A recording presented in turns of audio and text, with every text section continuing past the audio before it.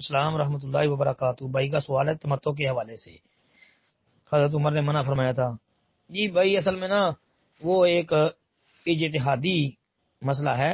حضرت عمر رضی اللہ عنہ نے اجتہادی طور پر یہ فتویٰ جاری کیا تھا، یہ بات کہی تھی کہ بھائی کوئی بندہ حج تمتع نہ کرے، تو یہ صحیح سند سے ثابت ہے۔ حضرت عبداللہ بن عمر رضی اللہ تعالیٰ عنہ نے جو ہے یہ بات کہی تھی، جیسا کہ ایک روایت ترمذی کے اندر صحیح آتی ہے، 824 نمبر حدیث ہے، سند انشاءاللہ صحیح ہے اس کی۔ سالم بن عبداللہ وہ بیان کرتے ہیں کہ شام کے رہنے والا ایک آدمی، یعنی ملک شام کا ایک آدمی عبداللہ بن عمر رضی اللہ عنہ سے تمتع کے متعلق پوچھنے لگا، تو پوچھا تو عبداللہ بن عمر رضی اللہ عنہ نے فرمایا کہ یہ حلال ہے، یعنی جائز ہے۔ تو وہ شام کا رہنے والا انسان جو ہے وہ کہنے لگا کہ آپ کے ابا جان حضرت عمر رضی اللہ تعالیٰ عنہ نے اس سے منع فرمایا ہے۔ تو عبداللہ بن عمر رضی اللہ عنہ نے جواب دیا کہ اگر میرے والد نے اس سے منع فرمایا ہو اور نبی علیہ الصلوۃ والسلام نے اسے کیا ہو تو تمہارا کیا خیال ہے؟ مطلب کہ میرے والد کے فعل کو حجت سمجھو گے یا نبی علیہ السلام کے فعل کو؟ تو میرے والد کے طریقے کی پیروی کی جائے گی یا نبی علیہ السلام کے طریقہ کی؟ ایتبع ابی ام امر رسول اللہ صلی اللہ علیہ وسلم؟ تو اس آدمی نے جواب دیا کہ نبی علیہ السلام کے طریقے کی پیروی کی جائے گی۔ پھر عبداللہ بن عمر رضی اللہ عنہ نے فرمایا کہ نبی علیہ الصلوۃ والسلام نے حج تمتع کیا تھا۔ یہ ترمذی کے اندر صحیح حدیث ہے، 824 نمبر۔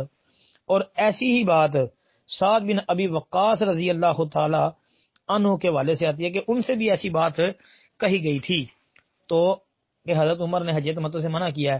تو حضرت سعد بن ابی وقاص رضی اللہ تعالی عنہ نے یہ فرمایا تھا کہ نبی علیہ الصلوۃ والسلام نے یہ حج جو ہے یعنی تمتع یہ کیا ہے، اور ان کے ساتھ صحابہ کرام نے بھی کیا ہے۔ یہ جامع ترمذی کے اندر یہ حدیث یہ بھی موجود ہے، سند انشاءاللہ اس کی بھی صحیح ہے۔ اب تمتع کا مطلب کیا ہوتا ہے یہ بھی سمجھ لیں۔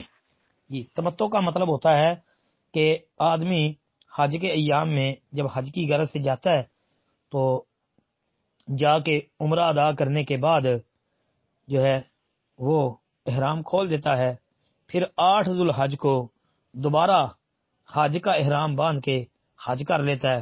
مطلب ایک ہی سفر میں عمرہ بھی ہو گیا، حج بھی ہو گیا۔ تو تمتع کا مطلب فائدہ اٹھانا، تو ظاہر بات ہے ایک ہی سفر میں بندے نے فائدہ اٹھا لیا، عمرہ بھی کر لیا، حج بھی کر لیا۔ تو حضرت عمر رضی اللہ عنہ کے منع کرنے کی اصل وجہ یہ تھی، ان کا اجتہاد جو تھا وہ یہ تھا کہ بندہ تمتع نہ کرے، کیونکہ ایک سفر میں حج بھی ہو جائے گا، عمرہ بھی ہو جائے گا، تو پورا سال اللہ کے گھر میں رونق نہیں رہے گی۔ تو لہذا بندہ اکیلا حج کر لے، عمرہ بعد میں کر لے، پھر آتا رہے، تاکہ اللہ کے گھر میں رونق لگی رہے۔ تو اس لیے تو یہ حضرت عمر رضی اللہ عنہ کا ایک اجتہادی موقف تھا۔ اب باقی جو ہے حج تمتع بالکل جائز اور درست ہے۔ تو آج دیکھ لیں پاکستان، انڈیا سے یا پاکستان سے جتنے بھی لوگ جاتے ہیں وہ تقریباً حج تمتع ہی کرتے ہیں۔